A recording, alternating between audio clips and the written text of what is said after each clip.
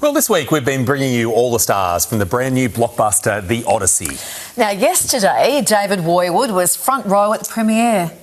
Apparently that wasn't enough for him. No. Because this morning, he's sitting down with the film's three biggest stars. Lucky him. Yeah.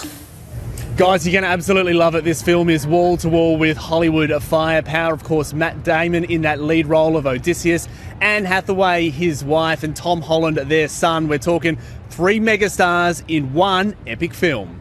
It is a brilliant film. From one Australian to obviously another Australian here. I just wanted to pass on the message. Thank you Everyone's very much. so proud at home of you, mate. Thank you very much. I'm very proud to be an honorary Australian too. Yeah, because that's what we do. We claim you if you spend so many days I hope in so. the country. Yeah, So, I'll take it. I'll take it. We saw it last night in IMAX and it was fantastic. Were you able to sleep? What, in the film? No. You really set the bar low here, Anne. Sorry, I meant afterwards. Yes, we were able to sleep. Good. Some people have told us that they weren't able to sleep. So. Oh, because they were too jazzed up. Yeah. Ithaca's king is coming back. No, he's not. Was knowing how to use an ancient loom a prerequisite for the job or just a happy coincidence? No, absolutely. I was very lucky. It was my minor in college, and Chris knew that, and so it gave me a real leg up in the competition. Yeah, so all those kids out there looming, you know, dare to dream. You're a man who needs to control his fate. But you cannot control this.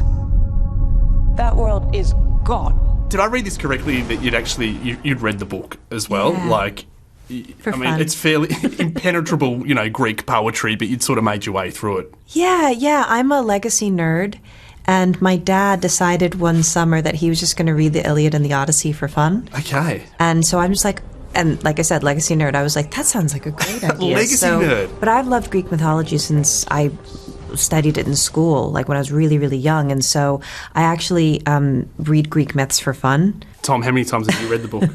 Once. Oh, you have? You made it? And I really enjoyed it, actually. Okay. I really enjoyed it, and then it both made it even more impressive to understand how hard it must have been for Chris to adapt it. Is there a moment where you thought, you're a madman here, Nolan? Oh, the whole time. Yeah, the whole time. I would show up like at a new location. Like we took the ferry into Favignana, and he pointed up to this mountain. He's like, "Yep, that's where we're shooting." And you're like, "Where's the bus?" Yeah, and there's no road. I'm like, "Oh man!" I'm like, "Why would you do this?" And you know, so your day would start with a hike. We know Christopher Nolan has his groups of, for want of a better term here, his favourites. Yeah. You're now clearly in that group. I hope so. How does that feel? Yeah. Amazing. And the fact that this role came to me, like just in my cohort, you know, you've got, you know, Christian Bale and Tom Hardy and Leo and Hugh Jackman and JD and Rob Pattinson and Cillian. Like, it's like a murderer's row of great actors. And so I felt really honored that he came to me with something this big. They didn't turn the roles down. I'll never know. Well, you've nailed it. Thank you. Thanks. Irrespective of how many other people pass by.